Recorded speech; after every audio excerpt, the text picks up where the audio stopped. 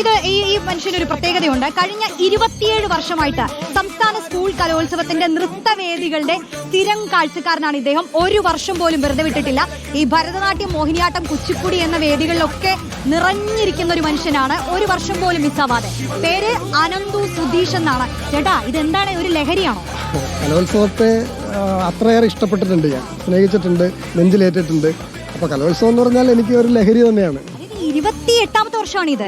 അപ്പൊ ഈ സ്കൂളിൽ പഠിക്കുമ്പോൾ തുടങ്ങിയതാണ്? ആ പഠിക്കുന്ന പ്രായത്തിലാണ്. പത്രങ്ങളിൽ ഇങ്ങനെ കണ്ട് ഗ്ലാമറസ് വാർത്തകൾ കണ്ടിട്ട് ഇതൊന്ന് കാണണം, അറിയണമെന്ന് വിചാരിച്ചിട്ട് 1997 എറണാകുളത്താണ് ആദ്യമായിട്ട് കാണാൻ പോയത്. അന്ന് ഇറങ്ങി പുറപ്പെട്ടതാണ്. ദേ ഇവിടെ എത്തി നിൽക്കുന്നു അല്ലേ? 2026 തൃശ്ശൂർ വന്നിരിക്കും. തൃശ്ശൂരിൽ ഇത് 4ാമത്തെ കലോത്സവമാണ് ഞാൻ കാണുന്നത്. അത്തരത്തിലുള്ള വലിയ ഒരുപാട് വിശേഷങ്ങൾ അറിയാനുണ്ട്. കൂടുതൽ ആളുകൾ ഇങ്ങനെ എത്തിക്കൊണ്ടിരിക്കുകയും ചെയ്യുന്നുണ്ട് എന്നുള്ളതാണ് മനസ്സിലാക്കുന്നത്. ഒന്നിലാണ്